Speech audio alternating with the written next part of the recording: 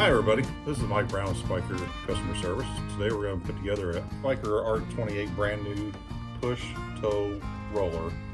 Very easy to convert from a push roller to a tow roller.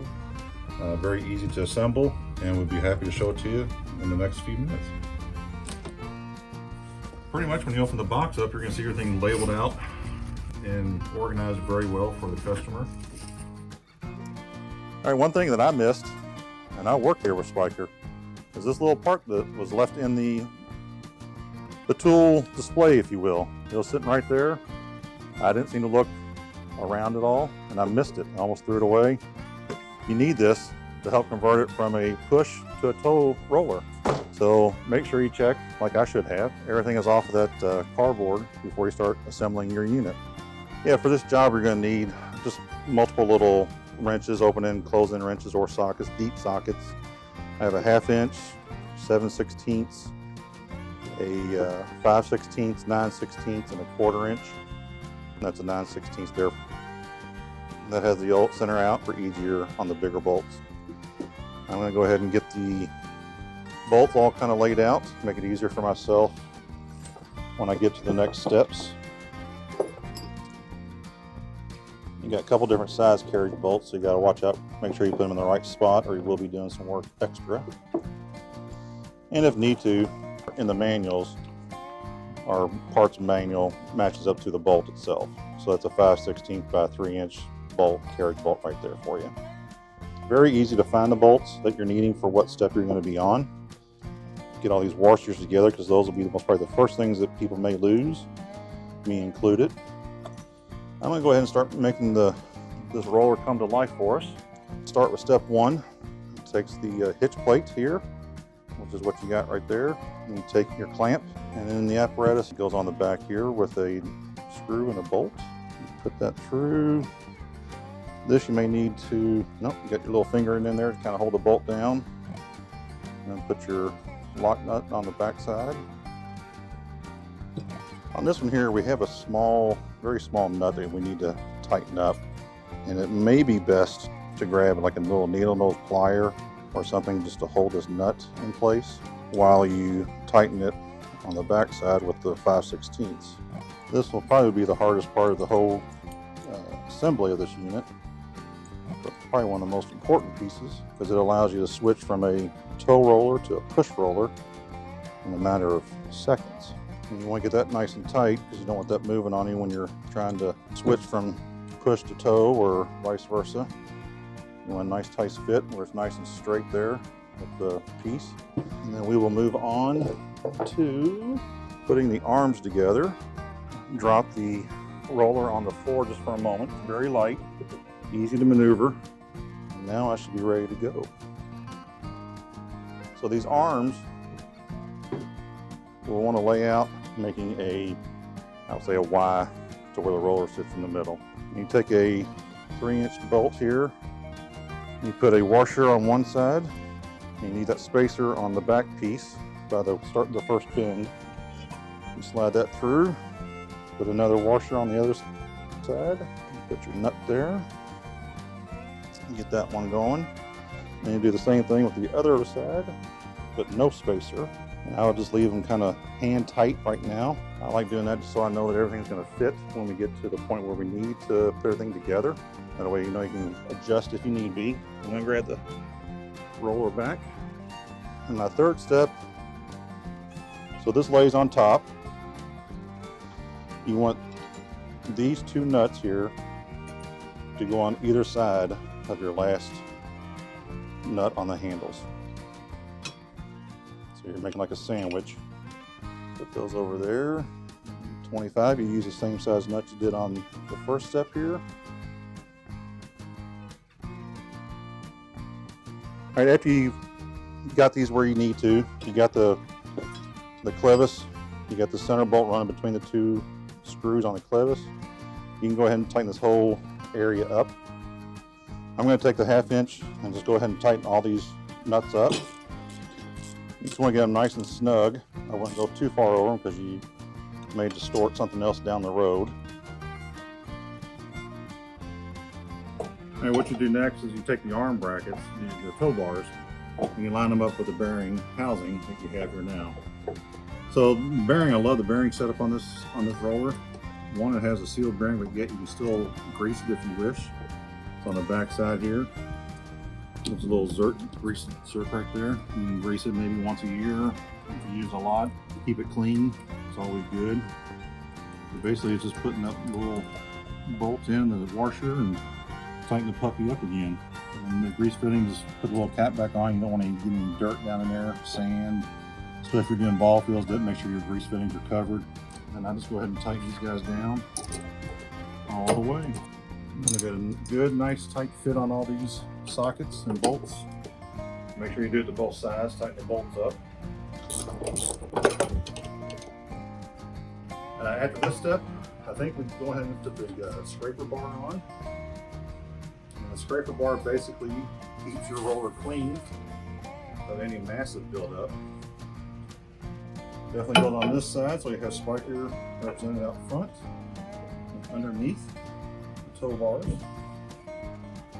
So you need your U-shaped bolts, 2 of them, and 2 washers and 2 nuts. So you got your little washers there. You'll need 4 of those, and 2 little nuts to go on them. Kind of raise it up. Now this is going to be your own personal preference of how close you're going to want this with the roller itself. Depending on what type of soil you have, what you're trying to roll, how much you plan on picking up on a roller, if that makes sense, debris wise. I'm going to kind of let one hang there. It's a little easier for me. And when you're putting this together, I would definitely do one side first, meaning one bolt first, and then go over to the next bolt, just so you're not getting uneven pull on the U-shaped bolt here. All right, it's pretty snug now. I'm going to let it sit there. I may back it up actually a little bit to adjust my where I want it on the roller.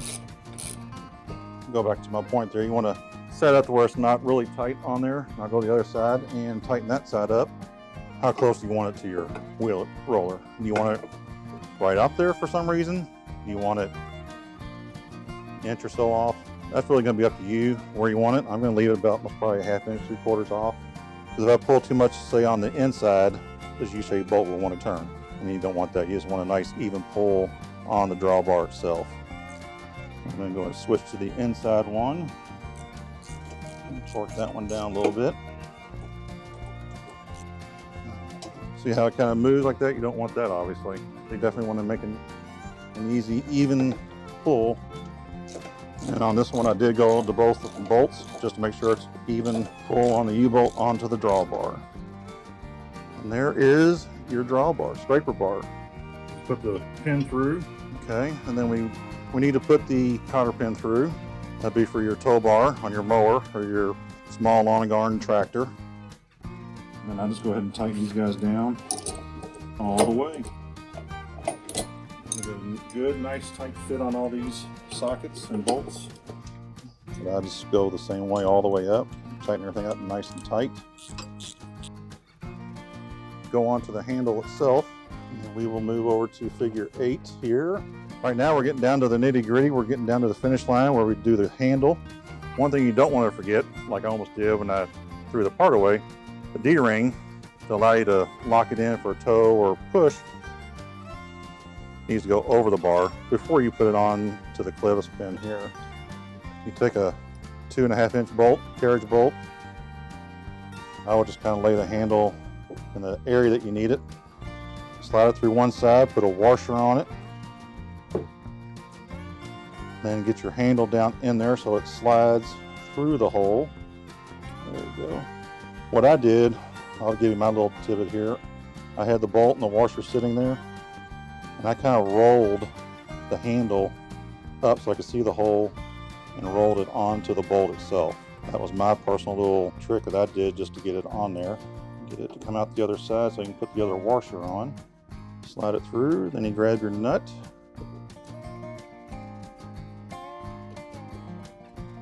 tighten her down. I mean, now since we got the handle on, we got the bolt through with the 2 washers inside, pretty much one of our last steps. We just tighten this puppy up. I wouldn't go real tight on this because it may bend the pieces here, but definitely make it snug so that you know your lock washer has done its job. Plus the handle will move freely. We're almost to the end. I'm gonna go ahead and put this in. And I like that they have a little spring here that fits into the, just kind of squeeze the cap in, or squeeze the spring, if you will, into the cap. So you never lose it.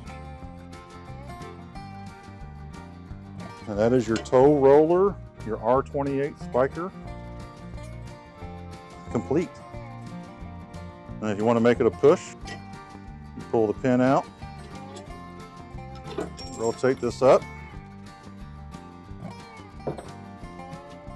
slide the little D-ring up, it attaches, and now you have a push roller for small jobs. If you want to get into a small area, small yard, what have you, make it a push. Then if you need to go out into the big backyard, move the D-clip up, put it back in a little clasp there, and put your pin back in and your cotter pin back into your mower, riding mower, whatever you're using, and you are good to go to use it as a tow behind. That is the storage mode. You can keep it like this. You can hang it up against a wall. The unit itself weighs about 40 pounds, which isn't too bad. I mean, most garage, you can find a good stud in your garage wall somewhere and hang it on a U-clip or something like that and be out of the way. If you hang the unit up or keep it upright or off the ground a little bit, it will definitely help it from not getting flat spots. If for some reason that were to happen, just take the unit out on a nice sunny day and let the flat spot hit the sun, kind of bake up a little bit basically. And you kind of roll it back out every once in a while, then it'll come back to shape. But yes, definitely if you can take it off the ground, it's going to benefit the unit, the roller, for the longevity of it, the durability, and the performance of it. The items you can fill a roller with are generally water. Some people do put sand in it if they want to go heavier. I think if you put sand in, it goes up to about 470 pounds, which is a lot of weight. If you just put water in, you're almost going about 280 on pounds. That's a lot of weight also. You can do both, but the easier mode personally is water. You can easily fill it within 5-10 minutes, empty it out in 5-10 minutes. So it's easier storage, easier setup, the whole 9 yards.